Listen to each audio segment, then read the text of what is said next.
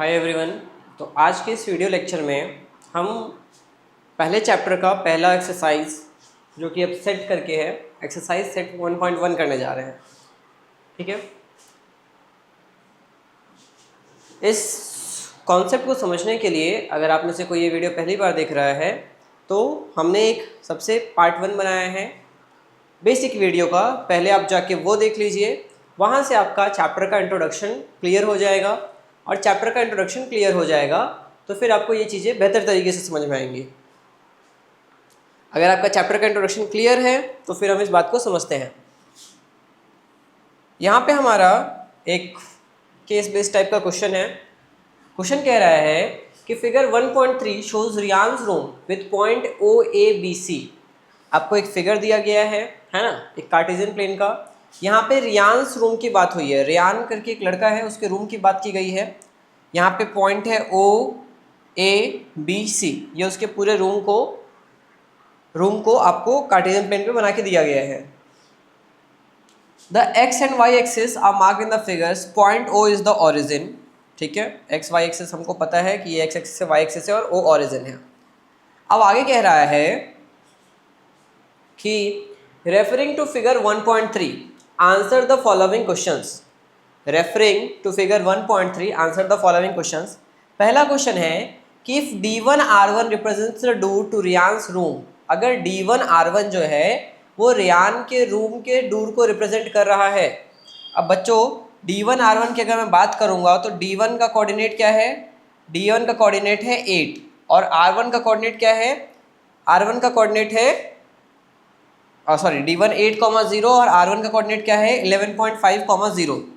तो कह रहा है कि हाउ फार D1 R1, पहले देख लेते हैं यहाँ पे भाई हमारे पास D1 R1 क्या है? D1 R1 है हमारा डोर है। D1 R1 डोर को रिप्रेजेंट कर रहा है, जिसमें D1 का कोऑर्डिनेट क्या है? D1 का कोऑर्डिनेट है 8,0 और R1 का कोऑर्डिनेट क्या है? R1 का कोऑर्डिनेट है 11.5,0 है ना। हमने ये सब डिस्कस कर लिया था कि x एक्सिस पे वैल्यू होती है तो y का 0 होता है, तो ये x पे ही बन रहा है D1 और R1 दोनों, तो y का 0 रहेगा। अभी कह रहा है कि how far is the door from the left wall the y axis, कि जो दरवाजा है वो y एक्सिस से कितना दूर है। दरवाजा जो है वो y एक्सिस से कितना दूर है ऑफ द रूम।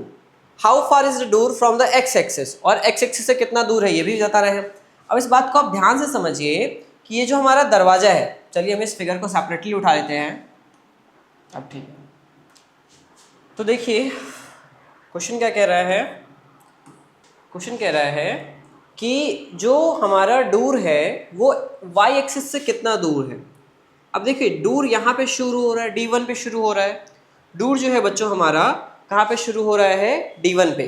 ठीक है, अब D1 पे जो दरवाजा शुरू हो रहा है तो y एक्सिस की जो इसकी दूरी होगी वो यहाँ से यहाँ तक ऐसे आएगी। अब कितनी दूरी है? y axis. तो हमारा जो पहला स्टेटमेंट होगा कि distance of door from y axis is equals to, हम क्या लिख देंगे यहाँ पे? 8 यूनिट्स। ठीक है, y एक्सिस से कितना दूर है डोर हमारा? 8 यूनिट्स। इसके बाद आगे कह रहा है क्वेश्चन हमें कि how far is the door from the x axis. अब देखो x एक्सिस पे तो दरवाजा बन ही रहा है भाई, ये जो दरवाजा है यहाँ से लेके यहाँ तक ये x एक्सिस पे ही तो बन रहा है, तो x एक्सिस से तो इससे कोई दूरी ही नहीं है, x एक्सिस से ही तो अटैच है। तो यहाँ पे हम लिखेंगे distance from the door, distance of door from x axis, तो कितना हो जाएगा हमारा? 0 यूनिट्स। x एक्सिस से कितना दूर होगा बच्चों? 0 यूनिट। ठीक है, तो ये हमारा पहले पार्ट का आंसर हो गया। सेकेंड पार्ट पूछ रहा है what are the coordinates of D1। ये तो हमने पहले लिख लिया था कि भाई D1 के कोऑर्डिनेट्स क्या हैं? 8,0। D1 जो है हमारा इसके कोऑर्डिनेट्स क्या हैं? D1 के कोऑर्डिनेट्स हैं 8,0। D1 के कोऑर्डिनेट्स बच्चों क्या हैं? यहाँ पे x एक्सिस का 8 और y एक्सिस का 0, तो 8,0। सेकेंड पार्ट का आंसर हो गया। फिर थर्ड पूछ रहा है if the R1 is the point 11.5,0 how wide is the door.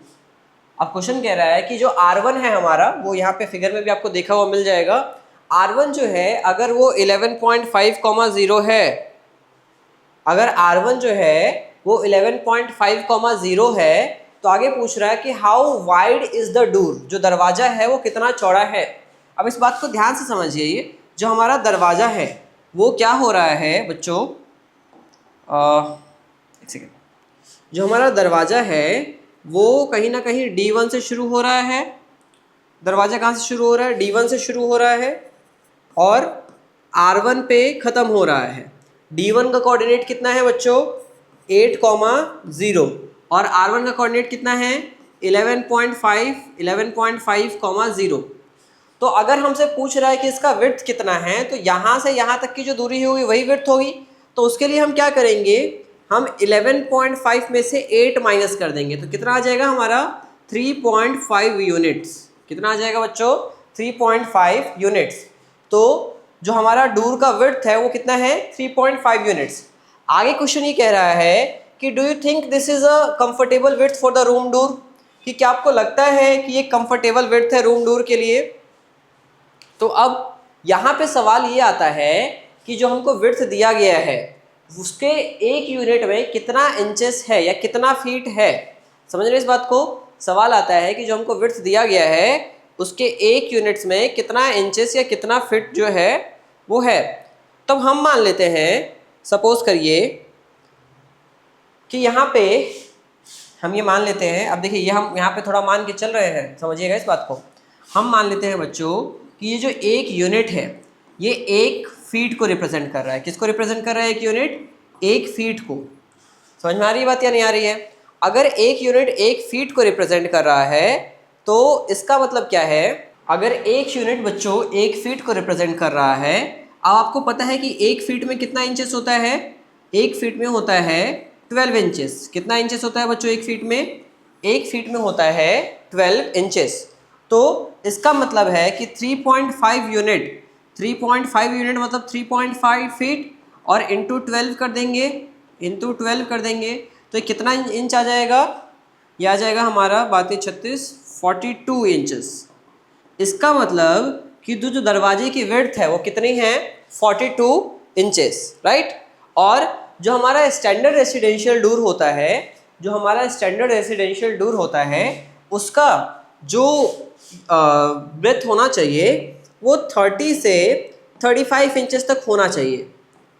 ठीक है, हमारे घर के जो दरवाजे होते हैं वो 30 से 35, 36 इंच के बीच में लाई करते हैं। तो और हमारा यहाँ पे जो दरवाजा कितना है? 42 इंचेस का है। मतलब क्या है भाई कि सफिशिएंट स्पेस है, मतलब अच्छा खासा विड्थ जो है वो है। तो यहाँ पे लिख देंगे कि do you think this is a comfortable width for the room door, तो हम लिख देंगे यस। ठीक है, ये सॉल्व करके लिख देंगे हम यस। फिर आगे पूछा गया है if a person in a wheelchair wants to enter the room will he she be able to do so easily, कि अगर एक पर्सन व्हील चेयर के साथ है, मतलब व्हील चेयर पे है, तो क्या वो रूम में आसानी से एंटर कर पाएगा कि नहीं कर पाएगा। अब इस बात को समझिए कि जनरली जो व्हील चेयर होता है, जो व्हील चेयर का स्टैंडर्ड साइज होता है वो आपका तय होता है। ठीक है, एक व्हील चेयर का स्टैंडर्ड साइज आप मान के चलिए, व्हील चेयर वाले को अगर हम एंट्री करने की बात करें तो वहाँ पे व्हील चेयर के लिए हमको चाहिए होता है 32 इंचेस का एंट्रेंस। कितना एंट्रेंस चाहिए होता है बच्चों? 32 इंचेस का। और यहाँ पे हमारा एंट्रेंस कितना है? यहाँ पे जो हमारा एंट्रेंस है वो कितना है? वो समथिंग 42 इंचेस के लगभग का है। तो इसका मतलब ये है कि यस। समझ आई बात या नहीं आई? बात समझ में आ गई? अब आते हैं फोर्थ पार्ट पे। If B1 0.5 and B2 0.4 represent the ends of bathroom door, in the bathroom door is the bathroom door narrower or wider than the room door। अब ये कह रहा है कि अगर B1 जो है वो 0.1.5 है और B2 जो है वो 0.4 है, तो आप क्या करो? बाथरूम डोर के एंड्स को रिप्रेजेंट करो, represent the ends of the bathroom door. Okay, so bathroom के डोर को रिप्रेजेंट करो। तो अब इस बात को समझिए कि यहाँ पे हमने इसने हमें मार्क करने को बोला है, पर मार्क तो ऑलरेडी हुआ पड़ा है। तो अगर आपके पेपर में सवाल आता है तो आपको यहाँ पे मार्क नहीं रहेगा, तो आपको B1 और B2 खुद से मार्क करना होगा। पर फिलहाल के लिए बुक में अगर आप देख सकते हैं तो यहाँ पे देखिए B1 मार्क्ड है 0.1.5 और B2 मार्क्ड है कितना है? 0.4। 4। ठीक है, आगे कह रहा है कि क्या बाथरूम डोर जो है वो नैरोअर है या वाइड है रूम डोर से। तो अब देखिए इस बात को समझते हैं। जो बाथरूम डोर है वो वाई एक्सिस पे कहीं ना कहीं अटैच है। कहाँ से कहाँ तक है बच्चों, कहाँ से कहाँ तक है? ये पॉइंट है हमारा B1 और ये पॉइंट है हमारा B2।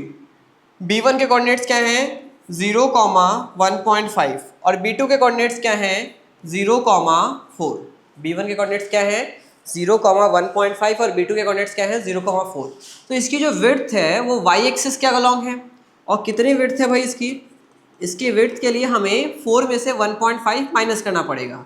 तो 4 में से 1.5 माइनस करेंगे तो हमको पता चलेगा इसका विड्थ कितना है 2.5 यूनिट्स।